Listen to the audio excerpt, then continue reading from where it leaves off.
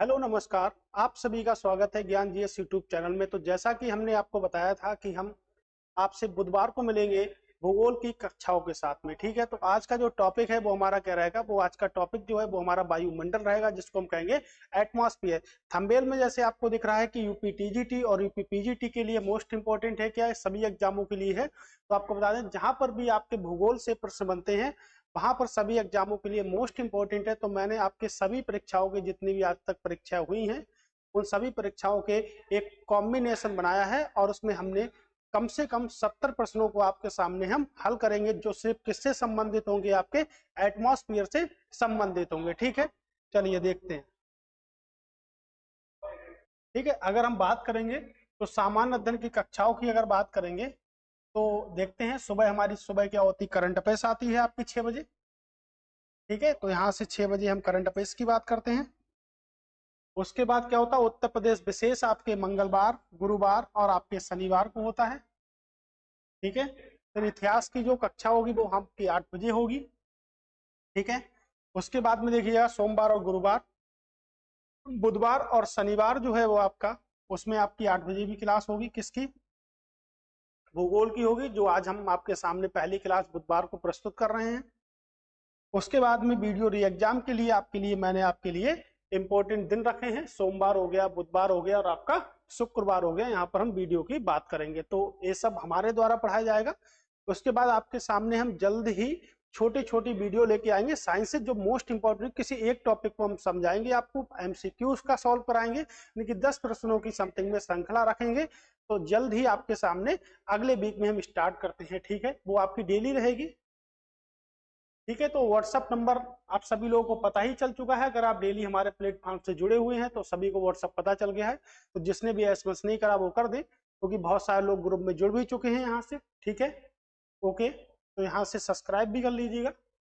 अब हमारा पहला जो टॉपिक है वो है आपका एटमॉस्फेयर, जिसको हम कहते हैं वायुमंडल। तो आपको बता दें कि वायुमंडल के अंतर्गत हम कितने टॉपिक डिस्कस करेंगे आपके सामने, और सबके कम से कम हम 50 से ज्यादा प्रश्न डिस्कस करेंगे, जो आपके किसी भी एग्जाम, यानी कि जितनी भी भारतवर्ष में जितनी भी परीक्षाएं होती हैं जहां पर भूगोल पूछा हमसे जाता है, वहां पर सभी के लिए क्या है, मोस्ट इंपॉर्टेंट सीजन रहने वाला है। तो चलिए देखते हैं। तो पहला टॉपिक है वायुमंडल की संरचना। आज हम इसी की चर्चा करेंगे, जो हमारा टॉपिक है आपके वायुमंडल की संरचना। दूसरा टॉपिक है हमारा सूर्यताप व उससे प्रभावित करने वाले कारक, व उसे प्रभावित करने वाले कारक। तीसरा है तापमान का क्षैतिज एवं ऊर्ध्वाधर वितरण।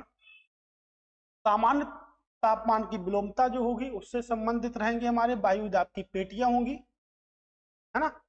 सनातन पवनें होंगी, यानी कि महत्वपूर्ण क्वेश्चन भी आपके रहेंगे, स्थानीय पवनों से महत्वपूर्ण प्रश्न बनेंगे, जो आपके बहुत ही अच्छा सिलेबस है यूपीपीसीएस यूपीएससी के पेपर के लिए, स्थानीय पवनों, है ना। पाला क्या होता है, कोहरा क्या होता है, ये सब वायुमंडल में आती है। धरातलीय प्रक्रिया, चक्रवातीय प्रक्रिया, वर्षा, विश्व के जलवायु प्रदेश, दैनिक विश्व मौसम मानचित्र, या प्रमुख संकेतों की पहचान, यानी कि हम कुल मिला के वायुमंडल के इन सभी टॉपिकों की क्या करेंगे, चर्चा करेंगे। अगर आपने हमसे पूरा का पूरा टॉपिक पढ़ लिया तो आपको मैं विश्वास दिला दूं कि आने वाले पेपर जो हमारे होते हैं, चाहे वो यूपीएससी का प्रीलिम्स हो या यूपी पीसीएस का प्रीलिम्स हो या टीजीटी पीजीटी किसी का भी पेपर हो, हम पूरी तरह से उसको क्या कर सकते हैं, वायुमंडल से प्रश्न आपका गलत नहीं होगा। तो आप कॉपी कलम निकाल लें और नोट्सों को भी यहाँ से तैयार कर लें। चलते हैं आज के पहले प्रश्न के साथ में, लेकिन पहले प्रश्न के साथ में उससे पहले हम कुछ पॉइंटों का डिस्कस करेंगे आपके साथ। पहले हम समझेंगे कि हम एटमॉस्फेयर आखिर कहते किसे हैं, ठीक है। एटमॉस्फेयर हम कहते किसे हैं, यानी कि जिसको हम कहते हैं वायुमंडल। क्या कहते हैं हम उसको, वायुमंडल। तो वायुमंडल हमारा होता क्या है, तो पृथ्वी पर जितनी भी आपकी गैसीय अवस्था, यानी कि पृथ्वी की गैसीय अवस्था, या हम कह सकते हैं पृथ्वी पर चारों ओर सैकड़ों किलोमीटर तक जो भी गैसीय अवस्था में जो गैसें उपलब्ध होती हैं वो वायुमंडल बनाती हैं। क्या बनाती हैं, वायुमंडल का निर्माण करती हैं। तो देखते हैं कि जो गैस होती है हमारी, तो सबसे ज्यादा वायुमंडल में कौन सी गैस होगी और सबसे कम कौन सी गैस होगी। तो यहाँ से थोड़ा हम ब्रीफ में समझेंगे, फिर हम चलेंगे प्रश्नों के साथ में। तो देखते हैं कि वायुमंडल में जो सबसे ज्यादा जो हमारी गैस है वो कौन सी है, आपकी नाइट्रोजन, ठीक है। सबसे ज्यादा मात्रा में कौन सी पाई जाती है, नाइट्रोजन। इसका प्रतिशत कितना है, 78%। ठीक है। उसके बाद हम बात करेंगे कि दूसरी सबसे अधिक मात्रा में पाई जाने वाली गैस कौन सी होगी, तो ऑक्सीजन होगी, जिसका प्रतिशत है आपका 21%। ठीक है, तो 21% आपकी दूसरी गैस है, ऑक्सीजन सबसे अधिक मात्रा में पाई जाती है। उसके बाद हम देखेंगे आर्गन,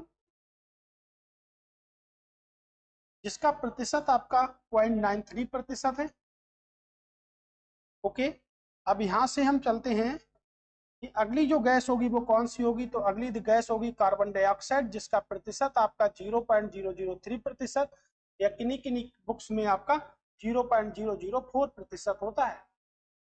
ठीक है, ये हमारा क्या हो गया, प्रतिशत हो गया। जो टॉप में गैसें पाई जाती हैं उसमें क्या होता है, सबसे ज्यादा जो मात्रा में होती है वो कौन सी होती है, आपकी नाइट्रोजन होती है। अगर सबसे कम मात्रा की बात करेंगे तो सबसे कम मात्रा जो हमारी गैस होती है वो कौन सी होती है, हाइड्रोजन।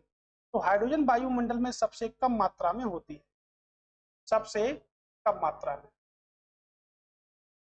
सबसे कम मात्रा में क्या होती है, आपकी हाइड्रोजन होती है। ठीक है, अब यहां से आप पॉइंटों को देखिएगा कि सबसे अधिक मात्रा में नाइट्रोजन होती है, उसके बाद ऑक्सीजन आपकी होती है। ठीक है, उसके बाद अगर हम बात करेंगे तो आर्गन होती है, लेकिन आर्गन की बात करेंगे तो एकमात्र अक्रिय गैस है, एकमात्र अक्रिय गैस, एकमात्र अक्रिय गैस है जो कहाँ उपस्थित है, वायुमंडल में उपस्थित है। तो एकमात्र अक्रिय गैस होगी जो आपकी वायुमंडल में उपस्थित होगी। उसके बाद जो नाइट्रोजन है वो सबसे अधिक मात्रा में वायुमंडल, हम वायुमंडल पे बोले तो वायुमंडल को हम वातावरण भी बोल सकते हैं। ऐसा ना हो कि पेपर में आ जाए कि वातावरण में सबसे अधिक मात्रा में कौन सी गैस होती है, तो आप घूम जाओ, पेपर को सॉल्व ना कर पाओ, आप लगा दो वहां पे ऑक्सीजन होती है। लेकिन पृथ्वी पे सबसे अधिक मात्रा में ऑक्सीजन होती है, लेकिन वायुमंडल में सबसे अधिक मात्रा में आपकी नाइट्रोजन गैस होती है। ठीक है, कोई समस्या हो तो आप कमेंट कर सकते हो यहाँ से। उसके बाद अगर हम देखेंगे तो हमारी जो एकमात्र अक्रिय गैस है, तो हमें भी ये भी पता होना चाहिए कि हमारी जो अक्रिय गैस है वो आखिर कितनी अक्रिय गैस है। तो अगर अक्रिय गैसों के लिए हम देखेंगे तो अक्रिय गैसों के लिए हमको चलना होगा थोड़ी तरफ, कहाँ, साइंस में, साइंस में कहाँ, केमिस्ट्री में, जहां हम देखेंगे कि अक्रिय गैसें कितनी हैं। तो देखते हैं कि जो अक्रिय गैसें हैं हमारी वो आपकी कितनी हैं। तो सबसे भारी जो अक्रिय गैस है उसको हम कहते हैं रेडॉन। आपकी हीलियम अक्रिय गैस है जो हमारी गुब्बारों में भरी जाती है। ठीक है, हीलियम कहाँ भरी जाती है, आपके गुब्बारों में भरी जाती है। उसके बाद हमने पढ़ा एकमात्र अक्रिय गैस जो आपके वायुमंडल में पाई जाती है, जिसको हम कहते हैं आर्गन। ठीक है, आर्गन के बाद हम देखेंगे हमारी जो अक्रिय गैस है वो क्या है, नियोन है। क्रिप्टॉन भी पाई जाती है जो अक्रिय गैस है आपकी, और हम कह सकते हैं जेनॉन। तो कुछ हमारी अक्रिय गैस है। तो 6 अक्रिय गैस होती हैं आवर्त सारणी। तो आवर्त सारणी की 6 अक्रिय गैस है उसकी व्यवस्था किसने दी थी, मेंडलीफ ने दी थी। ठीक है, तो अक्रिय गैसों की, जो अक्रिय गैसों को हम उत्कृष्ट गैसें भी कहते हैं, किन गैसों के नाम से जानते हैं, तो उत्कृष्ट गैस भी कहते हैं, और हम इनको कहते हैं नोबल गैस। तो नोबल गैस भी हम इनको कहते हैं, याद रखिएगा। इनकी जो इलेक्ट्रॉन जो बंधुता होती है, यानी कि अगर हम कहें कि जो अक्रिय गैस होती है उसकी इलेक्ट्रॉन बंधुता कितनी होती है, तो उसकी जो इलेक्ट्रॉन बंधुता होती है वो क्या होती है, 0 क्या होती है, इलेक्ट्रॉन बंधुता आपकी होती है।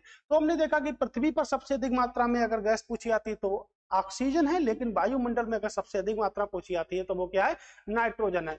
अब प्रश्न बनता है कि एकमात्र अक्रिय गैस बताइए जो पाई जाती है आपके वायुमंडल में, तो हम उसको क्या कहेंगे, तो उसको हम कहेंगे आपकी आर्गन गैस एकमात्र अक्रिय गैस है जो वायुमंडल में पाई जाती है। ठीक है, मूव करते हैं। और सबसे कम मात्रा में कौन पाई जाती है, हाइड्रोजन पाई जाती है। अगर हाइड्रोजन की बात करेंगे तो हाइड्रोजन के भी आपके कई समस्थानिक होते हैं। हाइड्रोजन के कई सारे समस्थानिक होते हैं, जैसे 1H1 आपका होता है, 1H2 होता है, और 1H3 होता है। ठीक है, ये समस्थानिक होते हैं। अगर इसको हम प्रोटियम कहेंगे तो 1H1 क्या होता है आपका, प्रोटियम होता है। 1H2 क्या होता है आपका, ड्यूटेरियम होता है। और 1H3 होता है उसको हम क्या कहते हैं, उसको हम ट्राइटियम कहते हैं। क्या कहते हैं, ट्राइटियम कहते हैं। ठीक है, और आपको बता दें कि जो समस्थानिक होते हैं वो क्या होते हैं, जिनके परमाणु क्रमांक समान होते हैं, परमाणु भार क्या होते हैं, भिन्न भिन्न होते हैं। जिनके परमाणु क्रमांक समान होते हैं, परमाणु भार भिन्न भिन्न होते हैं, उनको हम आइसोटोप्स या समस्थानिक कहते हैं। अगर यहाँ से आप देखेंगे तो आप देखिएगा इनके परमाणु क्रमांक क्या है, तो हाइड्रोजन का परमाणु क्रमांक क्या है, 1 है। ठीक है, और हाइड्रोजन का उपयोग हम कहाँ करते हैं, वनस्पति घी बनाने में करते हैं। देखिएगा कि हाइड्रोजन वायुमंडल में सबसे कम मात्रा में पाया जाता है। तो हाइड्रोजन गैस ऐसी है जो वायुमंडल में सबसे कम मात्रा में पाई जाती है। लेकिन अगर यहाँ से हम बात करें, ये हमारे कौन है, ये हमारे सूर्य देवता है। अगर हम सूर्य देवता की बात करें यहाँ से, ठीक है, यहाँ से सूर्य बना लेते हैं। तो अगर हम बात करते हैं कि सूर्य में सबसे अधिक मात्रा में कौन सी गैस पाई जाती है, तो आप देखिएगा जो हमारे सूर्य होता है उसमें सबसे अधिक जो गैस पाई जाती है वो क्या पाई जाती है, आपकी हाइड्रोजन। और उसके बाद एक अक्रिय गैस पाई जाती है जिसको हम कहते हैं हीलियम। ठीक है, लेकिन सूर्य में अगर हमने देखा तो सबसे अधिक मात्रा में कौन सी गैस, हाइड्रोजन। और वायुमंडल में सबसे निम्न मात्रा में कौन सी गैस, हाइड्रोजन। ठीक है, पृथ्वी पर सबसे अधिक मात्रा में ऑक्सीजन, लेकिन वायुमंडल में दूसरी सबसे अधिक मात्रा में ऑक्सीजन पाई जाती है। ठीक है, यहां से हमने देखा तो हाइड्रोजन और हीलियम दो पार्ट होते हैं, जिसमें से 70% जो भाग होता है, 75% वो किससे बना होता है, वो बना होता है आपके हाइड्रोजन से। और जो आपका कुछ पार्ट होता है 24% या अप्रोक्स 25% बोल सकते हैं, वो आपका किससे बना होता है, वो आपके हीलियम से बना होता है। ठीक है, और उसके बाद कुछ और भी गैसें होती हैं। अगर सूर्य की बात करेंगे तो सूर्य का जो अध्ययन कहलाता है वो क्या कहलाता है, आपका हेलियोसिस्मोलॉजी कहलाता है। क्या कहलाता है, हेलियोसिस्मोलॉजी कहलाता है। हेलियोसिस्मोलॉजी के नाम से इसको हम जानते हैं। ठीक है, तो सूर्य का अध्ययन क्या कहलाता है, हेलियोसिस्मोलॉजी कहलाता है। और अगर बात करेंगे चंद्रमा के अध्ययन की तो सेलेनियोलॉजी क्या कहलाता है, चंद्रमा का अध्ययन कहलाता है। अब प्रश्न बनता है कि सूर्य का जो प्रकाश है वो पृथ्वी तक आने में कितना समय लगता है, तो आप सभी लोगों को पता है या तो 500 सेकंड लगेगा, या इसको हम डिवाइड कर लें तो 8 मिनट 20 सेकंड लगता है आपको। ठीक है, तो आप देखिएगा हाइड्रोजन का कमाल यहाँ से देखिएगा कि हाइड्रोजन जो होता है, ड्यूटेरियम की अगर बात करेंगे तो भारी जल, जो हमारा भारी जल होता है जिससे हम कहते हैं D2O, क्या होता है, वो ड्यूटेरियम ऑक्साइड होता है जिससे हम भारी जल के नाम से जानते हैं। हाइड्रोजन वायुमंडल में सबसे निम्न मात्रा में पाई जाने वाली गैस है, लेकिन सूर्य का प्रकाश जो है वो किससे बना होता है, हाइड्रोजन और हीलियम गैसों के कणों से बना होता है। ठीक है, याद रखिएगा। तो कुछ बेसिक डिटेल हमारे किसकी, एटमॉस्फेयर की, वायुमंडल की कुछ बेसिक डिटेल की हमने बात यहां से करी है। अगर आपने इसको समझा है तो यहीं से देखना आप कई सारे प्रश्न निकलेंगे जिसकी चर्चा आपके साथ अभी हम करेंगे। ठीक है, तो देखते हैं अब प्रश्नों की ओर चलते हैं। ये कुछ बेसिक नॉलेज रही थी, यानी कि जो हमारे गैसीय आवरण है उसको हम क्या कहेंगे, तो उसको हम क्या कहेंगे, वायुमंडल कहेंगे। ठीक है, चलिए देखते हैं। तो पहला है कि निम्नलिखित में से किस गैस का सर्वाधिक भाग है। देखिएगा अभी हमने यहां से पढ़ा कि किस गैस का सर्वाधिक भाग है, तो हमें सबको पता है कि किस गैस का सर्वाधिक भाग है। तो ऑक्सीजन कितने प्रतिशत पाई जाती है, 21% पाई जाती है, अप्रोक्स 78% पाई जाती है। आर्गन कितनी पाई जाती है, तो 93% पाई जाती है। तो सही आंसर क्या होगा, तो सबसे अधिक भाग किसका होगा, तो आपके नाइट्रोजन का होगा सबसे अधिक भाग। ठीक है, तो पहले का आंसर क्या होगा, नाइट्रोजन होगा। हीलियम की बात करेंगे तो हीलियम आपके सूर्य में पाई जाती है, और हीलियम किस में भरी जाती है, गुब्बारों में भरी जाती है आपकी हीलियम। ठीक है, यहां से हम देखेंगे जो हमें एकमात्र अक्रिय गैस है, अभी हमने समझा भी था तो बार बार हम देख लेते हैं कि आपकी रेडॉन क्या है, एक अक्रिय गैस है। आर्गन भी आपकी क्या है, अक्रिय गैस है। हीलियम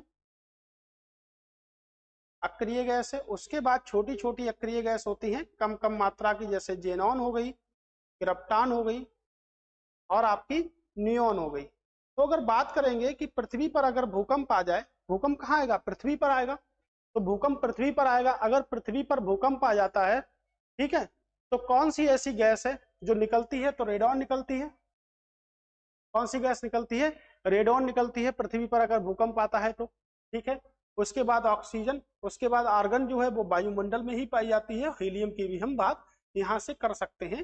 हीलियम कहाँ है, गुब्बारों में भरी जाती है, और ये कुछ कम मात्रा में पाई जाने वाली आपकी गैसें हैं। ठीक है, तो इस तरफ हमने देखा कि जो हमारा बात जो हम कर रहे हैं वो किसकी कर रहे हैं, आपके वायुमंडल की। ठीक है, एक पॉइंट यहाँ से हमारा छूट गया है तो हम उसको भी देख लेते हैं कि पॉइंट हमारा क्या है। तो पॉइंट ये है कि हमारी जो परत है, तो वायुमंडल की परतों की अगर हम बात करेंगे तो जो हमारी सबसे निचली जो परत है, यहाँ पे जहां पे हम खड़े हैं, तो किसके कारण हम खड़े हैं, ग्रेविटेशनल फोर्स के कारण खड़े हैं। किसके कारण खड़े हैं, ग्रेविटेशनल फोर्स, जिसे हम कहते हैं गुरुत्वाकर्षण बल। इसके कारण खड़े हैं। तो गुरुत्वाकर्षण बल के कारण हम किससे जुड़े हैं? वायुमंडल से जुड़े हैं। ठीक है, अगर हम गुरुत्वाकर्षण नियतांक की बात करें तो इसमें हम कैपिटल जी से प्रदर्शित करते हैं और इसका जो मान होता है वो होता है 6.6 गुणा 10⁻⁻11 न्यूटन मीटर स्क्वायर प्रति किलोग्राम स्क्वायर। ये क्या होता है? इसका मान होता है विमात्रक के साथ में कैपिटल जी का। ठीक है, अगर स्मॉल जी की बात करेंगे तो हम कह सकते हैं 9.8 गुणा मीटर प्रति सेकंड स्क्वायर आपका होता है। ठीक है, तो अगर हम बात करेंगे सबसे निचली परत की, तो एक पिछली परत है, यानी कि अभी हम क्या खड़े हैं? 0 किलोमीटर पे खड़े हैं। तो 0 से अगर हम 13 किलोमीटर चलेंगे तो यहाँ से जो बीच में जो हमारी परत होगी वो क्या होगी? आपकी क्षोभ मंडल होगी। कौन सा मंडल होगी? आपकी क्षोभ मंडल होगी। ठीक है, यहाँ से हमने देखा कि क्षोभ मंडल होगी। तो कितना किलोमीटर? तो 0 किलोमीटर से लेके 13 किलोमीटर तक जो हमारी परत होती है उसको हम क्या कहते हैं? उसको हम क्षोभ मंडल कहते हैं। ठीक है, इसके बाद अगर हम 50 किलोमीटर तक ऊपर बढ़ेंगे, 13 से 50, तो हम उससे कहेंगे समताप मंडल। ठीक है, स्ट्रेटोस्फीयर कहते हैं हम इसको, और इसको हम क्या कहते हैं? ट्रोपोस्फीयर कहते हैं। क्या कहते हैं? ट्रोपोस्फीयर कहते हैं। इसे हम स्ट्रेटोस्फीयर कहते हैं, आप इंग्लिश में भी याद नाम रखिएगा। ठीक है, इस मंडल को हम क्या कहते हैं? इस मंडल को हम परिवर्तन मंडल भी कहते हैं। इसमें चेंज होते रहते हैं और हम इसे क्या, कौन से मंडल के नाम से जानते हैं? तो इसमें संवहन मंडल के भी नाम से हम इसको जानते हैं। तो हम इसे ट्रोपोस्फीयर कहते हैं। हम लिख भी सकते हैं किसे कहते हैं? तो ट्रोपोस्फीयर कहते हैं। ठीक है, कौन सा स्फीयर कहते हैं? आपके ट्रोपोस्फीयर कहते हैं। ठीक है, इसे हम क्या कहते हैं? समताप मंडल को तो स्ट्रेटोस्फीयर कहते हैं। अब हम बात करते हैं ऊपर की ओर चलते हैं। तो ऊपर जब हम चलेंगे तो जो हमारा 80 किलोमीटर तक होगा, ठीक है, 50 से 80 किलोमीटर तक होगा, तो हम उससे कहेंगे मध्य मंडल, जिसको हम कहते हैं मीसोस्फीयर। किस नाम से जानते हैं? तो इसको हम मीसोस्फीयर के नाम से जानते हैं। ठीक है, उसके बाद अगर हम चलेंगे ऊपर से लेके, ठीक है, हम चलेंगे आपके 640 तक। तो 640 तक जो हमारा मंडल होगा उसको हम क्या कहेंगे? आयनस्फीयर कहेंगे, आयन मंडल कहेंगे। और उसके बाद हम चलेंगे 1000 किलोमीटर तक, तो हमारा क्या होगा? वायुमंडल होगा। और उसके बाद क्या होता है? वायुमंडल क्या होता है? विरल हो जाता है। क्या होता है वायुमंडल? तो वायुमंडल उसके बाद में विरल हो जाता है। ठीक है, जब वायुमंडल विरल हो जाएगा तो वो क्या होता है? फैल जाता है यहाँ से। जब वो फैल जाता है, ठीक है, तो हमें ऊपर गैसें चली जाती हैं। अगर हम 90 किलोमीटर तक चलेंगे, यानी कि अगर हम यहाँ से 120 किलोमीटर तक चलेंगे, मान लीजिएगा हमारा 120 ये है, अगर हम 120 किलोमीटर तक चलेंगे तो ऑक्सीजन की मात्रा क्या हो जाती है? 0 हो जाती है। तो ऑक्सीजन 0 हो जाता है, यानी कि अगर हम वायुमंडल जहां पर हम खड़े हैं पृथ्वी पर, अगर पृथ्वी से हम 120 किलोमीटर ऊपर तक जाते हैं तो क्या होता है? वायुमंडल की जो मात्रा होती है वो क्या हो जाती है? 0 हो जाती है। ठीक है, तो नगण्य हो जाती है। अगर हम अपनी पृथ्वी से 90 किलोमीटर डिस्टेंस पर यहाँ से खड़े होते हैं, 90 किलोमीटर पर, तो आपके CO2 और आपके जलवाष्प जो आपकी वाटर वेपर है वो क्या हो जाती है? कम हो जाती है। कम क्या मतलब? पूरी तरह से देखें तो यहाँ पे समाप्त हो जाती है। तो 90 किलोमीटर तक अगर डिस्टेंस कवर करेंगे तो कार्बन डाइऑक्साइड, अब आपकी जलवाष्प नहीं रहेगी। अगर हम 120 किलोमीटर तक जाते हैं तो हमारी जो गैस होगी, जिसको हम कहते हैं क्या? जिसको हम कहते हैं ऑक्सीजन, जो हमारे जीवन के लिए बहुत ही महत्वपूर्ण है, वो क्या होती है? समाप्त हो जाती है। लेकिन पृथ्वी पर सबसे अधिक मात्रा में, यानी कि 46% ऑक्सीजन पाई जाती है। दूसरा जो एलिमेंट्स है वो हमारा क्या है? वो हमारा सिलिकॉन है आपका। ठीक है, तो आपको उम्मीद है कि हम जो आपको बता रहे हैं वो आप समझ पा रहे होंगे। ठीक है, तो कुछ पढ़ते हैं। तो ये जो परत होती है, इसमें क्या होता है हमारे? इसमें सभी मौसमी घटनाएं होती है, जैसे तूफान आना, आंधी आना, भूकंप आना, सब कहाँ आएगा? पृथ्वी पे आएगा। तो पृथ्वी पे जो परत है वो कौन सी है हमारी? समताप मंडल नहीं है वो कौन सी है? क्षोभ मंडल है आपकी, जिससे हम क्या कहते हैं? ट्रोपोस्फीयर कहते हैं। Right, okay. अगर वायुयान हमको उड़ाना हो तो आप मान लीजिएगा, अगर आप कोई वायुयान पृथ्वी पर खड़े होकर देखते हैं तो मानिएगा कि वो 13 किलोमीटर से लेकर 50 किलोमीटर तक इस परत में उड़ रहा है। लेकिन समताप मंडल में क्यों उड़ते हैं वायुयान? ये भी तो क्वेश्चन बनता है। तो समताप मंडल में वायुयान इसलिए उड़ते हैं क्योंकि समताप मंडल में मौसमी घटनाएं नहीं होती है, यानी कि जो घटनाओं का जो क्रम होता है वो नहीं होता है। इससे भूकंप नहीं आते हैं समताप मंडल में, यानी कि कुछ भी नहीं आता है। तो इसलिए जो वायुयान होते हैं वो कहाँ उड़ते हैं? वो समताप मंडल में आपके उड़ते हैं। Right, okay. तो मौसमी घटनाओं से मुक्त होता है, मौसमी घटनाएं होती हैं। अगर रेडियो तरंगों की बात करेंगे तो आयन मंडल में आपके रेडियो तरंगे हैं। सबसे कम जो तापमान होता है वो किस मंडल का होता है, तो हम कहेंगे मध्य मंडल का सबसे कम होता है। ठीक है, अगर हम ऊपर की तरफ चले जाएंगे तो आपके वायुमंडल की तरफ चले जाएंगे। चुंबकीय तरंगे किस में होगी, तो जहां पर रेडियो होगा वहां पे भी आपकी क्या होंगी, चुंबकीय तरंगे होंगी। आप याद से सुनिएगा ध्यान से, क्योंकि यही सब प्रश्न है जो आपके सामने मैं रखूंगा यहाँ से, तो आपको वहां से बताना होगा कि ठीक है आपने सर सही पढ़ाया और आप मेरा जो पढ़ाया हुआ है वो समझ में आया, आप बताइएगा मुझको कमेंट बॉक्स में। ठीक है, ओके। चलिए, तो ये हमारा कुछ थोड़ा सा इंट्रो था किसका, वायुमंडल का। अब चलते हैं आगे की ओर और चलते हैं अपने दूसरे प्रश्न की ओर। ठीक है, वहां का विश्लेषण भी देख लेते हैं कि वायुमंडल में सर्वाधिक प्रतिशतता किसकी है, नाइट्रोजन की है, और प्रतिशतता है कितनी, अप्रॉक्स 78 आपकी है। ठीक है, इस गैस की उपस्थिति के कारण ही क्या होता है, वायुदाब होता है। ठीक है, आपका वायुदाब मापते हैं। उसके बाद क्या मापते हैं, पवनों की शक्ति तथा प्रकाश में परावर्तन का आभास हमको होता है। इस गैस का कोई रंग नहीं होता, कोई स्वाद नहीं होता। नाइट्रोजन का सबसे बड़ा लाभ यह है, क्या लाभ है, कि यह वस्तुओं में तेजी से जलने को बचाती है, यानी कि वस्तु जो होती है उसको तेजी से जलती है, उसको बचाती है। नाइट्रोजन की बात करेंगे तो ठीक है 7 इसका परमाणु क्रमांक है, N14 के नाम से इसको हम जानते हैं, यानी कि परमाणु क्रमांक कितना है, 7। तो जिन तत्वों के परमाणु क्रमांक समान होते हैं और परमाणु भार भिन्न भिन्न होते हैं उनको हम क्या कहते हैं, समस्थानिक कहते हैं। और जिनके परमाणु भार समान होते हैं, परमाणु क्रमांक भिन्न भिन्न होते हैं, उन्हें हम समभारिक कहते हैं। ठीक है, चलिए, कारण निम्नलिखित में से किस गैस का पृथ्वी के वायुमंडल में आयतन के आधार पर न्यूनतम प्रतिशत है। अभी मैंने आपको बताया कि आयतन के आधार पर न्यूनतम प्रतिशत किसका है, यानी कि सबसे कम कौन सी गैस वायुमंडल में पाई जाती है। तो शायद आप लोगों को ऑप्शन भी पढ़ने की जरूरत नहीं होगी, आप आराम से बता सकते हो हाइड्रोजन। क्या बता सकते हो, हाइड्रोजन। यानी कि वनस्पति घी बनाने में हाइड्रोजन का उपयोग किया जाता है। हाइड्रोजन के 3 समस्थानिक होते हैं, 1s1, 1s2, 1s3। प्रोटियम होता है, ड्यूटेरियम होता है, ट्राइटेनियम आपका होता है। ठीक है, इसे आवारा तत्व कहा जाता है आपके। तो हाइड्रोजन जो होता है वो वनस्पति घी बनाने में भी प्रयोग होता है, और वायुमंडल में सबसे कम मात्रा में, लेकिन सूर्य के प्रकाश में सबसे अधिक मात्रा में हाइड्रोजन और हीलियम ही हमारे होते हैं। ठीक है, तो हमारा सही आंसर क्या होगा, हाइड्रोजन। आप देखिएगा, अगर आपने पहले की डिटेल पढ़ी होगी शायद आपको कुछ समझने की जरूरत नहीं होगी, या ना कि ज्यादा मेहनत करने की यहाँ पर जरूरत होगी। किस गैस जिसका निचले वायुमंडल में शुष्क वायु में प्रतिशत का मान तीसरा सर्वाधिक है। यानी कि प्रश्न अगर सीधे सीधे पूछा जाए तो पूछ रहा है कि भैया वायुमंडल में वो गैस बताओ जो तीसरी सबसे अधिक मात्रा में पाई जाती है। तो सबसे अधिक मात्रा में नाइट्रोजन हो गई, फिर ऑक्सीजन हो गई, फिर आपकी क्या हो गई, आर्गन आपकी हो गई। अगर आपने नहीं देखा है तो देखो यहां से आप देखिएगा, शुरुआती में ही मैंने आपको पूरा डिटेल समझाया है, पूरा का पूरा पॉइंट आपको समझाया है मैंने यहाँ से। ठीक है, अगर आपने शुरू से नहीं देखे, आप अगर वीडियो पे इस टाइम पर आए हैं तो आप पहले शुरू से वीडियो को देख लीजिएगा, जिससे आपको क्वेश्चन करने में आसानी हो जाएगी। ठीक है, तो आपको पता है कि तीसरी सबसे अधिक मात्रा में कौन सी, आर्गन। ठीक है, तो आर्गन क्या है, कक्षीय गैस है। ठीक है, तो 6 अक्षीय गैस है आपकी, आर्गन हो गई, रेडॉन हो गई आपकी, जेनॉन हो गई, क्रिप्टॉन हो गई। ठीक है, ये सब आपकी क्या है, अक्षीय गैस है।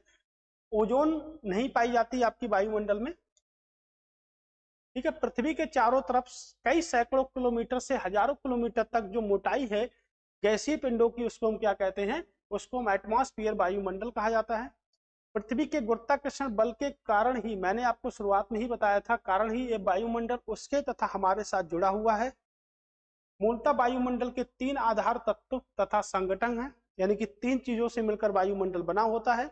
एक तो गैसें हो गई, दूसरा जलवाष्प हो गया जिसको हम कहते हैं वाटर वेपर, और तीसरा आपका एरोसोल पे हो गया। तो सबसे महत्वपूर्ण जो बातें हैं वो जलवाष्प और गैसों की हैं। तो प्रश्न ये भी बन सकता है कि किससे नहीं बनकर, किससे ना बनकर वायुमंडल बनता है। तो गैस आपके जलवाष्प हो गया, आपके एरोसोल हो गया, यानी कि इन तीनों से मिलकर बनता है। तो याद रखिएगा इसको। ठीक है, ओके। कह रहा है वायुमंडल गैसों के प्रतिशत के बढ़ते क्रम में निम्नलिखित में से सही कौन सा है। तो देखिएगा, हमने शुरुआत पढ़ा है लेकिन इसमें क्या कर दिया, उल्टा कर दिया है। ठीक है, तो देखिएगा कि आपका हीलियम हो गया, जेनॉन हो गया, कार्बन डाइऑक्साइड हो गया, आर्गन हो गया। जेनॉन हो गया, हीलियम हो गया, कार्बन डाइऑक्साइड हो गया, आपका क्या हो गया, आर्गन हो गया। Helium, carbon dioxide, xenon, argon हो गया। आपके जेनॉन, कार्बन डाइऑक्साइड हो गया आपका, और आपका आर्गन हो गया। देखिए ये तो आपका हो नहीं सकता। ठीक है, आर्गन क्या होती है, ज्यादा पाई जाती है किससे, कार्बन डाइऑक्साइड से, ठीक है। तो कार्बन डाइऑक्साइड फिर होगा आर्गन, तो हमारा सही आंसर होगा, यानी कि किससे पूछा, बढ़ते हुए क्रम में, यानी कि अवरोही क्रम में पूछ रहा है, ना कि आरोही क्रम में, ठीक है। देखिएगा एक हमारा क्या होता है, अवरोही क्रम, और एक क्या होता है हमारा, आरोही क्रम होता है, ठीक है। एक आरोही होता है और एक क्या होता है हमारा, अवरोही क्रम होता है।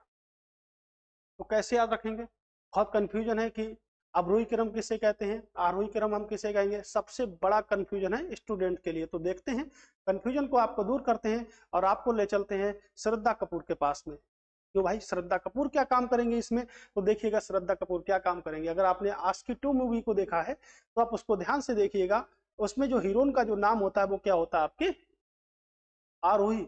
यानी कि आरोही क्या होती, पहले छोटी सी हीरोइन होती है, कैसे छोटी सी हीरोइन होती है आरोही, उसके बाद क्या धीरे धीरे धीरे धीरे बड़ी होती चली जाती है। तो छोटे से बड़ा, यानी कि छोटे से बड़े की अगर बात करेंगे तो हम क्या करेंगे, तो छोटे से बड़े यानी कि माइनस से प्लस की ओर चलेंगे, क्या होगा, आरोही क्रम होगा। तो इसको तो उल्टा कर देंगे ना, प्लस से माइनस की ओर चलेंगे।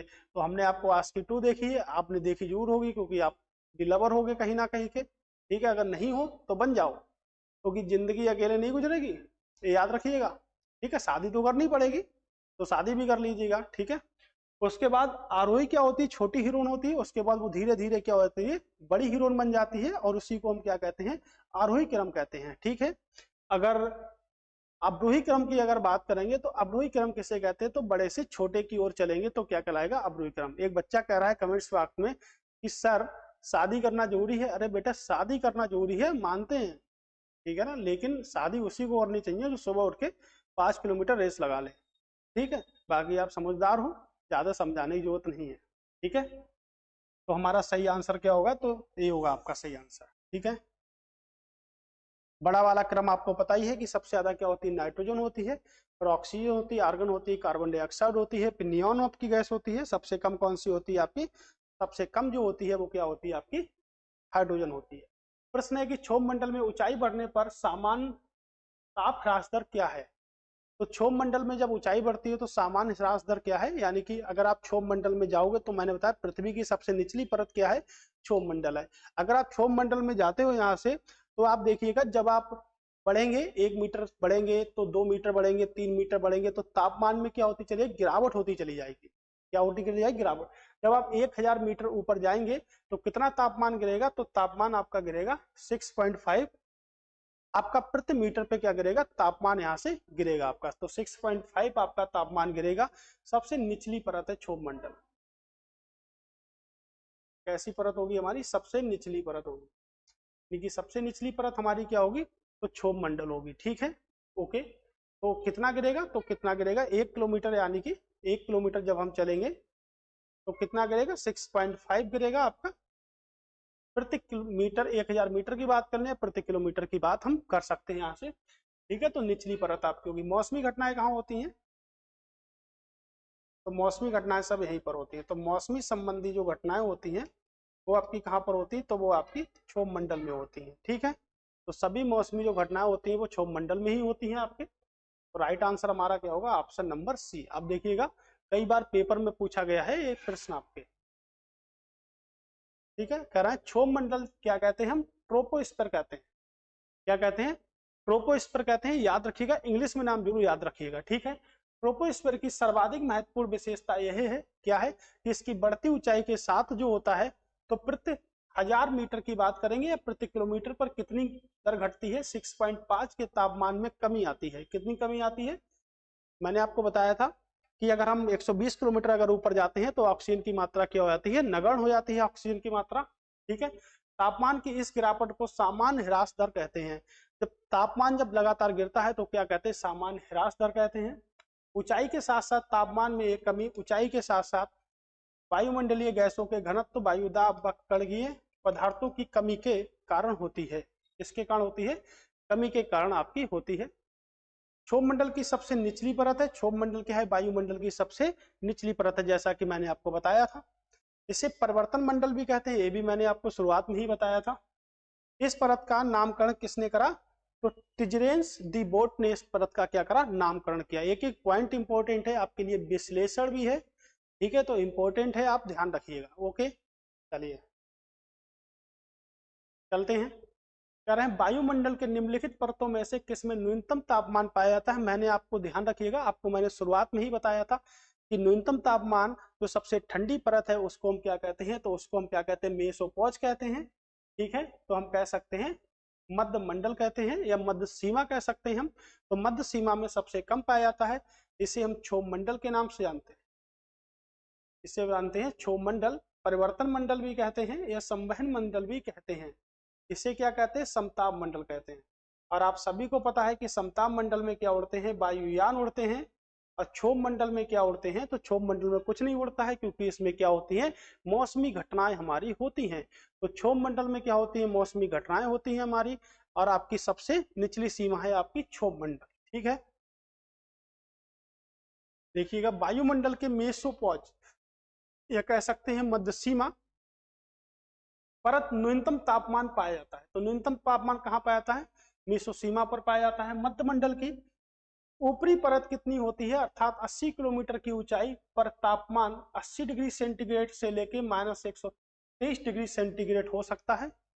राइट, मध्य मंडल की इस ऊपरी सीमा को मेसोपॉज कहा जाता है। तो मध्य मंडल के जो ऊपरी जो सीमा है 80 किलोमीटर पर, उसको क्या कहते हैं, उसको मेसोपॉज के नाम से जानते हैं। इस सीमा के ऊपर जाने पर तापमान बढ़ने लगता है। इस सीमा से ऊपर जाने पर तापमान क्या होता है, बढ़ने लगता है। पहले क्या होता है, घटता है। तो एक प्रश्न ये भी बन सकता है कि किस सीमा से अगर हम ऊपर जाए तो तापमान क्या होगा, बढ़ने लगेगा। तो आपको पता है कि मेसोस्फीयर वास्तव में 80 किलोमीटर की ऊंचाई के बाद मेसोपॉज तापीय प्रतिलोम को इंगित करता है, क्योंकि इसके नीचे कम तापमान व इसके ऊपर अधिक तापमान रहता है। ठीक है, तो इसके नीचे कम तापमान, इसके नीचे क्या होता है, अधिक तापमान होता है। एक भूगोलविद थे जिनको कहते हैं एस पेटरसन ने तापमान व वायु दाब की विशेषताओं के आधार पर वायुमंडल को 5 भागों में विभाजित कर दिया था। तो देखिएगा, क्षोभ मंडल, समताप मंडल, ओजोन मंडल और आपके आयन मंडल है, और आपका एक वायुमंडल। ठीक है, इन मंडलों में विभाजित कर दिया था। ओके, अगला प्रश्न है कि अधिकतम ओजोन घनत्व की ऊंचाई के बीच में पाई जाती है। करा ओजोन जो अधिकतम जो ओजोन परत होती है उसकी ऊंचाई कहां पर पाई जाती है। तो देखिएगा, ये हमारा सूर्य है। ठीक है, इसमें एक तो हाइड्रोजन गैस है, एक आपकी कौन सी गैस है, हीलियम गैस है। ठीक है, यहां से हमारा सूर्य है। ठीक है, ये देखिएगा, इसमें एक तो हाइड्रोजन है, दूसरी कौन सी है आपकी, हीलियम गैस है। अब देखते हैं यहाँ से हम करते क्या है। तो यहाँ से सूर्य की किरणें आ रही हैं, सूर्य की किरणें आती हैं, और सूर्य की किरणें जो आती हैं उनको हम कहते हैं पराबैंगनी किरणें। क्या के नाम से जानते हैं, अल्ट्रावायलेट के नाम से इनको हम जानते हैं। तो पराबैंगनी किरणों के नाम से इनको हम जानते हैं। ठीक है, तो सूर्य से जो आने वाली जो किरणें हैं जिसको हम कहते हैं, क्या कहते हैं, ओजोन लेयर में, तो वो ओजोन लेयर में चली जाती है, जिसको हम कहते हैं ओजोन परत। ठीक है, तो ओजोन परत जो आपकी होती है वो कहाँ पाई जाती है, समताप मंडल में पाई जाती है। ठीक है, किस मंडल में पाई जाती है, तो समताप मंडल में आपकी ओजोन लेयर पाई जाती है। ठीक है, अगर समताप मंडल में ओजोन लेयर आपकी पाई जाएगी तो सूर्य से आने वाली जो भी पराबैंगनी जो किरणें हैं वो किसको अवशोषित कर लेती हैं, पराबैंगनी किरणों को कौन सी परत अवशोषित करती है, तो ओजोन परत जो होती है वो क्या करती है, सूर्य से आने वाली पराबैंगनी किरणों को अवशोषित कर लेती है। ठीक है, तो सूर्य से आने वाली पराबैंगनी किरणों को अवशोषित कौन करती है, ओजोन मंडल कहते हैं, जिसका घनत्व जो होता है सबसे ज्यादा कहां पर होता है, तो 20 से 25 किलोमीटर के अंतर्गत सबसे ज्यादा क्या होता है, डेंसिटी होती है, सबसे ज्यादा घनत्व होता है। घनत्व की अगर बात करेंगे तो किससे मापते हैं, तो हाइड्रोमीटर से क्या मापते हैं, डेंसिटी को मापते हैं। किससे मापते हैं, तो हाइड्रोमीटर से हम डेंसिटी को क्या करते हैं, मापते हैं। ठीक है, ये हमारा राइट आंसर बन सकता है इससे। तो 20 से 25 किलोमीटर के अंतर्गत होगी। देखिएगा, लिखा भी होगा आपके कि जो समताप मंडल है आपके वो कितना होता है, 15 से 35 किलोमीटर के बीच ओजोन गैस का मंडल है। ठीक है, इसकी ऊपरी सीमा 55 किलोमीटर तक निश्चित की गई है। ओजोन क्या होता है, O3 में ऑक्सीजन के अणु होते हैं। 35 किलोमीटर के पास ओजोन मिश्रण अनुपात में सर्वाधिक होता है, तथा ओजोन का सर्वाधिक घनत्व कितना होता है, 20 से 25 किलोमीटर के मध्य पाया जाता है। तो ओजोन का सर्वाधिक जो घनत्व होता है वो कितना होता है, 20 से 25 पाता है। निचला समताप मंडल जैव मंडलीय पारिस्थितिकी तंत्र के जीवों के लिए अधिक महत्वपूर्ण स्रोत होता है। इसी के जीवन में जीवन रक्षक गैस पाई जाती है। सूर्य की हानिकारक पराबैंगनी किरणों को क्या करती है, अवशोषित करने का कार्य करती है। तो सूर्य की जो हानिकारक जो पराबैंगनी किरण है उनको अवशोषित करने का कार्य कौन करता है, तो उनको करता है अवशोषित करने का कार्य ओजोन परत। ओजोन परत संरक्षण दिवस हम मनाते हैं, यानी कि ओजोन संरक्षण दिवस हम मनाते हैं 16 सितंबर को, और 17 सितंबर को हमारे भारत के प्रधानमंत्री नरेंद्र मोदी जी का जन्मदिन बनाया जाता है। ठीक है, अगला प्रश्न हमसे क्या करा है, अगला प्रश्न देखते हैं कि वायुमंडल के निम्न स्तरों को आरोही क्रम में बताइए। तो मैंने आपको बताया था कि सबसे छोटा हमारा सबसे निचला क्या है, क्षोभ मंडल है, फिर समताप मंडल है, फिर ओजोन मंडल है, और फिर आपका मध्य मंडल है। तो यही हमारा स्टेट क्या था, सही था, तो पहला हमारा सही होगा। ठीक है, कह रहे हैं ये देखिएगा, वायुमंडल की नवमत परतों को पृथ्वी से बाहर की ओर क्रमबद्ध बताइएगा कि उत्तर का चयन कीजिए। यानी कि ये भी प्रश्न वही पूछ रहा है कि पृथ्वी से ऊपर ऊपर कौन सी परतें हैं। तो सबसे निचली हमारी क्या है, आपके देखिए नाम लिखे हैं अंग्रेजी में, और अभी तक हम पढ़ते थे हिंदी, तो बिल्कुल आप अंग्रेजी पढ़ना आपको जरूरी है। ठीक है, क्षोभ मंडल हो गया आपका, ट्रोपोस्फेयर आपका हो गया, ओजोन परत हो गई। तो सबसे निचली जो परत है वो हमारी क्या है, ट्रोपोस्फेयर, यानी कि 1 नंबर। तो सबसे पहले आपकी ये आएगी, यानी कि दो वाला, तो दो वाला देखते हैं, तो ये तो आपका गलत हो गया और ये भी आपका गलत हो गया। ठीक है, उसके बाद क्या आती है, उसके बाद हमारी आती है स्ट्रेटोस्फेयर। तो स्ट्रेटोस्फेयर आपके 3 है, तो यही हमारा सही होगा, तो उसे चेक करने की जरूरत नहीं, क्योंकि ये भी हमारा क्या हो गया, गलत हो गया। उसके बाद चेक कर लीजिए, आयनोस्फेयर आएगी, फिर क्या आएगा, आयनोस्फेयर आएगी, पहले ओजोन स्फेयर आएगी, फिर आयनोस्फेयर आएगी। ठीक है, ओके। फिर अब वायुमंडल की जो लंबवत परतों को पृथ्वी से बाहर की ओर क्रमबद्ध है, अच्छा विश्लेषण दिया गया है। ट्रोपोस्फेयर हो गया, स्ट्रेटोस्फेयर हो गया आपका, ओजोन स्फेयर हो गई, और आपकी आयनोस्फेयर हो गई। ट्रोपोस्फेयर की बात करेंगे, सबसे निचली परत है, क्या है, सबसे निचली परत है आपकी, जिसमें वायु के संपूर्ण भाग का कितना प्रतिशत होता है, 75% होता है। ट्रोपोस्फेयर का नामकरण देखिएगा, अभी बोर्ड ने किया है, कई बार पूछा गया है, इसमें विक्षोभ मंडल भी कहते हैं। तो लिखिएगा, एक नाम और भी बन गया, यानी कि जो हमारा क्षोभ मंडल है उसको हम कई नामों से जानते हैं। कई नामों से मतलब ये हो गया कि एक तो क्षोभ मंडल के नाम से जानते हैं, दूसरा परिवर्तन मंडल के नाम से जानते हैं, तीसरा संवहन मंडल के नाम से जानते हैं, और चौथा हो गया हमारा विक्षोभ मंडल के नाम से भी हम इसको जानते हैं। ठीक है, चलते हैं। वायुमंडल के सबसे निचले स्तर का क्या नाम है, आपके वही प्रश्न रिपीटेड है, अगर आप थोड़ी देर की क्लास में भी बने रहते हैं तब। ठीक है, कौन सा मंडल होगा, तो क्षोभ मंडल कहलाता है, यानी कि क्या होगा हमारा, ट्रोपोस्फेयर बोलेंगे हम इसको, कितने नामों से देखिए जानते हैं। ठीक है, विक्षोभ मंडल भी कहते हैं। ठीक है, संवहन मंडल भी कहते हैं। ठीक है, और अगर उसके बाद अगर हम बात करेंगे तो हम ट्रोपोस्फेयर भी कहते हैं हम इसको, ट्रोपोस्फेयर भी हम इसको कहते हैं। ठीक है, याद रखिएगा, very very most important point है आपके। ठीक है, करें वह वायुमंडलीय परत जिसे जैव मंडल भी कहते हैं। तो जैव मंडल क्या होगा, जिसमें परिवर्तन घटनाएं होंगी, जिसमें जीव जंतु रहेंगे, उसको हम जैव मंडल कहेंगे। तो पृथ्वी की ही तो सतह पर जीव जंतु रहते हैं, और क्या समताप मंडल में जीव जंतु रहेंगे। तो जैव मंडल क्या, तो जैव मंडल क्या होगा, क्षोभ मंडल होगा। ये भी राइट आंसर है, जैव मंडल क्या होगा, क्षोभ मंडल आपका होगा। अब देखिएगा, आपको ऑप्शन की जरूरत नहीं है, ये छत्तीसगढ़ पीसीएस में पूछा गया प्रश्न है, इसीलिए इसमें क्या है, 5 ऑप्शन है, क्योंकि वहां पर 5 ऑप्शन पूछे जाते हैं। तो छत्तीसगढ़ पीसीएस का प्रश्न है, वह वायुमंडलीय परत जिसमें जैव मंडल का एक भाग है, क्या कहते हैं हम उसको, उसको हम कहते हैं क्षोभ मंडल, जिसको हम क्या कहते हैं, ट्रोपोस्फेयर के नाम से जानते हैं। राइट, हो गया आपका। क्षोभ मंडल वायुमंडल की सबसे निचली परत है, वही पुरानी कहानी, और वही आपके पास हजारों बार का पढ़ा हुआ प्रश्न। देखिएगा, आप वायुमंडल से प्रश्न गलत नहीं करेंगे, बिल्कुल 100%। ठीक है, चलते हैं अगला प्रश्न कि ओजोन क्षरण का मुख्य कार्य क्या है। तो ओजोन क्षरण यानी कि ओजोन जो परत हो रही है वो किससे नष्ट हो रही है, मोस्ट इंपॉर्टेंट प्रश्न है, ये कई बार पीसीएस में पूछा गया है आपके, कि कार्बन डाइऑक्साइड हो गई, जिसे हम शुष्क बर्फ के नाम से जानते हैं। क्या कहते हैं हम इसको, हम शुष्क बर्फ के नाम से जानते हैं, CO2 को। ठीक है, ओजोन वायुमंडल में दूसरी सबसे अधिक मात्रा में क्लोरोफ्लोरोकार्बन आपकी हो गई, और हाइड्रोजन सबसे निम्न मात्रा में। तो क्लोरोफ्लोरो जो कार्बन है जिसको हम कहते हैं CFC, वही क्या करती है, ओजोन परत के क्षरण का मुख्य कार्य है। ओजोन परत क्या करती है, ओजोन परत क्या करती है, सूर्य से आने वाली पराबैंगनी किरणों को अवशोषित करने का कार्य कौन करती है, तो वो क्या करती है, ओजोन परत करती है। तो सूर्य से आने वाली पराबैंगनी किरणों को अवशोषित करती है ओजोन परत, ठीक है। ओ, विश्लेषण बहुत बड़ा है इसका, देखते हैं, फिर भी देखेंगे हम, ठीक है। क्या है विश्लेषण, तो देखिएगा, समझिएगा। विश्लेषण, ओजोन परत पृथ्वी के वायुमंडल में समताप जो मंडल है यानी कि प्राकृतिक ओजोन गैस की एक मेखला है, जो सूर्य द्वारा उत्सर्जित हानिकारक पराबैंगनी कणों की रक्षा के लिए कवच का कार्य करती है। ओजोन क्षरण हेतु जो जिम्मेदार जो आपकी परत है, सबसे महत्वपूर्ण कारक क्लोरोफ्लोरोकार्बन है। तो ओजोन क्षरण के लिए सबसे महत्वपूर्ण क्या होगा, तो क्लोरोफ्लोरोकार्बन सबसे महत्वपूर्ण आपका होगा, किसके लिए, ओजोन परत के लिए, ठीक है। क्लोरोफ्लोरोकार्बन का निर्माण किससे होता है, क्लोरीन से होता है। फ्लोरीन से होता है वह कार्बन के अणुओं से मिलकर होता है। क्लोरोफ्लोरोकार्बन जो होता है वो क्षोभ मंडल में मानव द्वारा मुक्त किए गए, ठीक है, तरीके से विसरण द्वारा ऊपर की ओर बढ़ता है।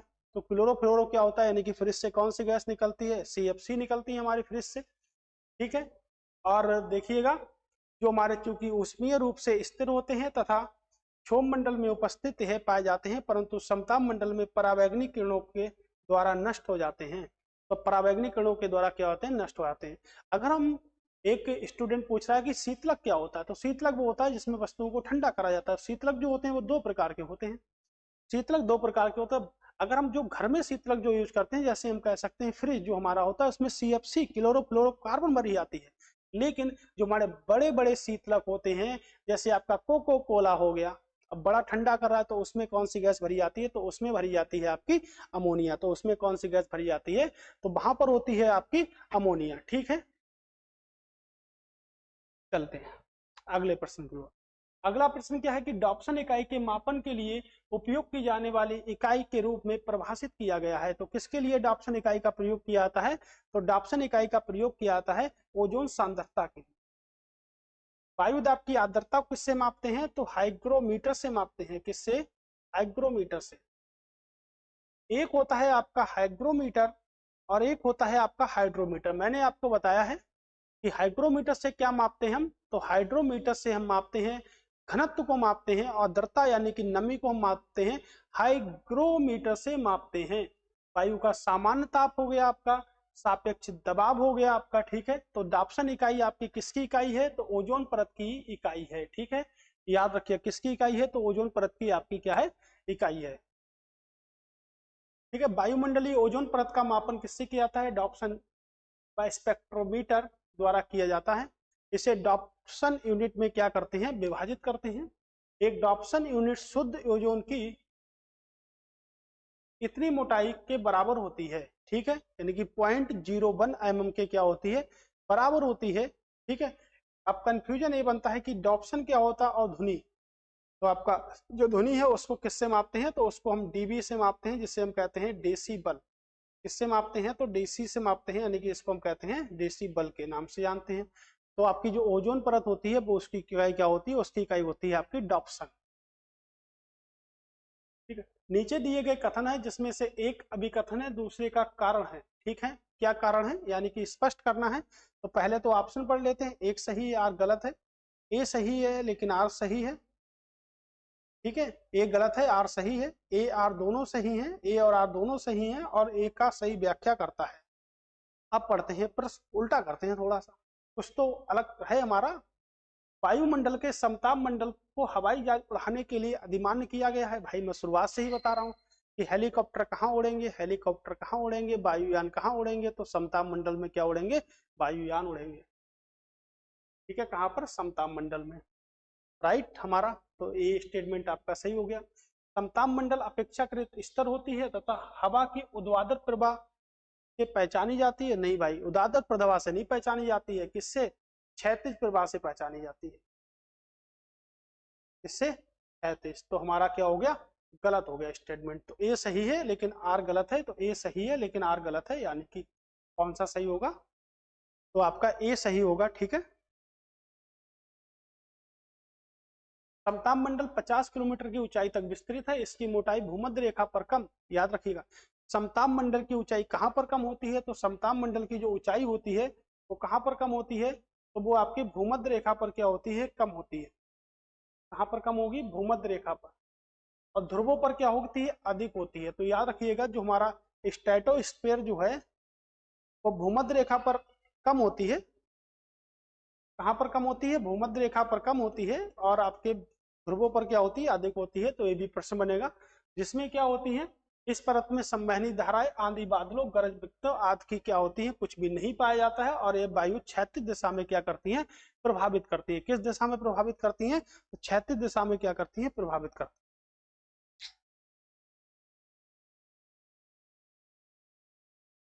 ठीक है, किस दिशा में प्रभावित होंगी, तो आपके क्षैतिज दिशा में पूरी तरह से प्रभावित होंगी। ठीक है, वायुमंडल की किस परत में ध्रुवीय प्रकाश की घटनाएं होती हैं, तो मैंने आपको बताया था रेडियो घटना हो गई, चुंबकीय तरंगों की घटनाएं हो गई, किस मंडल में होंगी, तो आपको मैंने शुरुआत में ही बताया था कि ट्रोपोस्फीयर नहीं, पृथ्वी पर मौसमी घटनाएं होती हैं आपके। ठीक है, मध्य मंडल होगा, नहीं होगा आपके आयन मंडल, तो बिल्कुल रेडियो तरंगें कहाँ मिलेंगी आपके आयन मंडल। समताप मंडल में मौसमी घटनाएं ही नहीं होंगी, सिर्फ क्या उड़ेगा, वायुयान उड़ेगा। ठीक है, तो वायुयान को उड़ाएंगे हम यहाँ से। कहना धरातल से 80 से 640 किलोमीटर की ऊंचाई पर विस्तृत वायुमंडल के भाग को क्या कहते हैं, आयन मंडल कहा जाता है। क्या कहा जाता है, आयन मंडल, यानी कि आयनोस्फीयर के नाम से इसको हम जानते हैं। इस मंडल में ऊंचाई के साथ साथ तापमान में वृद्धि होती है, और इस मंडल में क्या होता है, विस्मयकारी विद्युतीय व चुंबकीय घटनाएं होती हैं। तो आपकी रेडियो तरंगे घटनाएं कह दें, चुंबकीय घटनाएं कह दें, विद्युतीय घटनाएं कह दें, किस मंडल में होंगी, तो आयन मंडल में होंगी। ब्रह्मांड किरणों का परिलक्षण होता है इस मंडल में। इसी मंडल में क्या होता है, इसी परत में क्या होता है, उत्तरी ध्रुव प्रकाश तथा दक्षिणी ध्रुव के प्रकाश की घटनाओं के दर्शन होते हैं। तो आपके रेडियो से पूछे, ध्रुवीय से पूछे, प्रकाश से पूछे, सब कहाँ आपके मिलेंगे, आयन मंडल। आओ भाई मंडल में चलें, जिसमें नाम है जिसका आयन मंडल। ठीक है, याद रखिएगा। ठीक है, आयन मंडल के बारे में क्या सही नहीं है, पूछ रहा है कि आयन मंडल है उसके बारे में क्या सही नहीं है। तो याद रखिएगा, मोस्ट इंपॉर्टेंट ऐसे प्रश्न बनते हैं और हमारे पेपर में हमेशा से बनेंगे और बनते रहते हैं। ठीक है, देखिएगा, यह रेडियो तरंगों को परावर्तित करती है, अभी पढ़ा, बिल्कुल सही है। ये एक गैस से आयनिक के रूप में होती है। ठीक है, आयनिक के रूप में होती है, तो बिल्कुल भी सही है। वातावरण की सबसे ठंडी परत है, जहां न्यूनतम तापमान होगा वहां सबसे ठंडी परत होगी। तो सबसे ठंडी परत क्या होगी, मध्य मंडल होगी, ना कि आयन मंडल होगी। यह मध्य मंडल और ताप मंडल के मध्य आरोपित होती है, तो ये भी स्टेटमेंट सही है। तो सबसे ठंडी परत आपकी आयन मंडल ना होकर कौन सी है, आपके मध्य मंडल है। तो आपको ऐसे प्रश्नों के लिए क्या होना चाहिए, पूरे वायुमंडल या पूरे टॉपिक की नॉलेज होनी चाहिए, तभी ऐसे प्रश्नों को हम हल कर सकते हैं एग्जाम में। ठीक है, चलो करें, वातावरण की सबसे ठंडी परत क्या है, आपकी मध्य मंडल है। इस जो परत में भी क्या होती है, ऊंचाई के साथ तापमान में कमी होने लगती है, और 80 किलोमीटर की ऊंचाई पर पहुंचकर इसका जो तापमान होता है वो 100 डिग्री सेंटीग्रेड होता है, लेकिन माइनस में। आयन मंडल का विस्तार 80 से लेकर कितना है, 640 किलोमीटर तक है आपके। आप देखिएगा कि अगर हमें डिग्री सेंटीग्रेड में दे रखी, जैसे हम एग्जाम्पल की अगर बात करें, एग्जाम्पल की बात करते हैं कि पानी का क्वथनांक या जल का क्वथनांक, जल का क्वथनांक 100 डिग्री सेंटीग्रेड है। कितने डिग्री सेंटीग्रेड है, 100 डिग्री सेंटीग्रेड है। कितनी डिग्री सेंटीग्रेड है, 100 डिग्री सेंटीग्रेड है। तो बताइएगा फ़ारेनहाइट में क्या होगा, तो बताइएगा कि फ़ारेनहाइट में क्या होगा। ठीक है, तो इसके लिए एक फार्मूला होता है C/5 F माइनस 32/9। तो यहाँ से निकाल सकते हैं। ठीक है, यहाँ से निकालेंगे 100 C की जगह क्या रखेंगे, 100 रखेंगे, बटे में 5 रखेंगे, F माइनस 32/9 हो गया। इसको अगर यहाँ से कट कर दिए तो 20 हो गया, इसकी मल्टीप्लाई कर दी 180 हो गया, 32 जोड़ दिए तो कितना हो गया, बराबर 212 डिग्री फ़ारेनहाइट आपका हो गया। यानी कि डिग्री सेंटीग्रेड में देखा है तो फ़ारेनहाइट C मान लेंगे, F दे रखा होगा तो वहां पे C निकाल लेंगे। ठीक है, जैसे मानव शरीर का तापमान क्या होता है, 37 डिग्री सेंटीग्रेड होता है, लेकिन अगर हम बात करेंगे कि केल्विन में कितना होता है तो 310 केल्विन होता है, और फ़ारेनहाइट में बात करेंगे तो 98.6 आपका होता है ओवरऑल। ठीक है, तो यही से हमारा निकलता है। अगला प्रश्न है कि जलवायु और मौसम संबंधी समस्त परिवर्तन कहाँ होते हैं? क्षोभ मंडल में होते हैं, समताप मंडल में होते हैं, क्षोभ मंडल और समताप मंडल दोनों में होते हैं, या समताप मंडल, मध्य मंडल या ओजोन मंडल में होते हैं। तो कहाँ होती है मौसम संबंधी घटनाएं? आपके क्षोभ मंडल में होती हैं। जितनी भी मौसम संबंधी जो घटनाएं होती हैं वो कहाँ होती हैं? आपके क्षोभ मंडल में ही आपके होती हैं मौसम संबंधी घटनाएं। अगला, मानव की सभी प्रक्रियाएं व मौसम घटनाएं घटित होती हैं किस मंडल में होती हैं? तो किस मंडल में घटित होंगी? तो ये भी हम देख सकते हैं किस मंडल में हमारी घटित होंगी, यानी कि हमारी घटित होंगी समताप मंडल में, या आपकी समताप मंडल में, या क्षोभ मंडल में, या आपकी ओजोन मंडल में, या कह सकते हैं हम आयन मंडल में। तो देखिएगा क्या होगा, यानी कि अगर हम यहाँ से बात करें तो हम कह सकते हैं जो समताप मंडल है इसको हम क्या कहते हैं? इसको हम स्ट्रेटोस्फीयर कहते हैं। ठीक है, इसमें क्या होती है? समस्त मौसमी घटनाएं नहीं होती हैं, यानी कि घटनाओं से क्या होता है? पूरी तरह से फ्री होता है। वायुयान को हम उड़ा सकते हैं यहाँ से, ठीक है, तो वायुयान को यहाँ से उड़ा सकते हैं। तो जो क्षोभ मंडल होता है इसमें क्या होती है? समस्त मौसमी घटनाएं होती हैं, आंधी तूफान बारिश सब कहाँ पर होती है? क्षोभ मंडल में होती है। तो इसका भी आंसर क्या होगा कि मानव की सभी जो मौसमी घटनाएं होती है वो किस मंडल में होती हैं? तो वो आपके किस मंडल में होती हैं? तो वो आपके क्षोभ मंडल में होती हैं। एक सेकेंड स्टूडेंट्स, ठीक है, तो हमने यहाँ से देखा कि समस्त मौसमी घटनाएं जो होती है वो किस मंडल में होती है? तो वो हमारे क्षोभ मंडल में होती हैं। ठीक है, तो आज के जो हमारे प्रश्न हैं वो यहीं तक हैं। हम पार्ट 2 में आपको मिलेंगे, शनिवार में आपके साथ फिर से उपस्थित होंगे, जिससे क्या करेंगे हम पूरा का पूरा जो हमारा सिलेबस है, यानी कि जो हमारे वायुमंडल की जो भी हमारे परिचय है, यानी कि जो हमने डिटेल आपके साथ जो भी शेयर की है यहाँ से, उन सभी की क्या हो जाएगी? आपको तैयारी हो जाएगी। तो वायुमंडल के पार्ट 2 में हम मिलेंगे फिर से। ठीक है, तब तक के लिए नमस्कार, फिर से मिलते हैं। लेकिन आप एक बात याद रखिएगा, एक बात यह है कि वायुमंडल का पार्ट आज हमने करा है, तो हमारा जो व्हाट्सअप नंबर है वो आप सभी के पास होना चाहिए। ठीक है, व्हाट्सअप नंबर आप सभी के साथ शेयर होना चाहिए। और व्हाट्सअप नंबर अगर सभी के साथ, हमारे साथ भी आप शेयर करोगे अपना व्हाट्सअप नंबर, तो आपको हम पीडीएफ देंगे। लेकिन आपको पीडीएफ जो मिलेगी वो आपके सैटरडे की क्लास होने के बाद में आपको पीडीएफ मिलेगी। ठीक है, तो क्लास जब एंड हो जाएगी तो उसके नीचे आपको पीडीएफ, या आप व्हाट्सअप लिंक अगर हमको अपना शेयर करते हैं तो आपको हम पीडीएफ दे देंगे। ठीक है, फिर से मिलते हैं आपके साथ वायुमंडल के पार्ट 2 में। ठीक है, तब तक के लिए नमस्कार, बाय, टाटा, बाय बाय।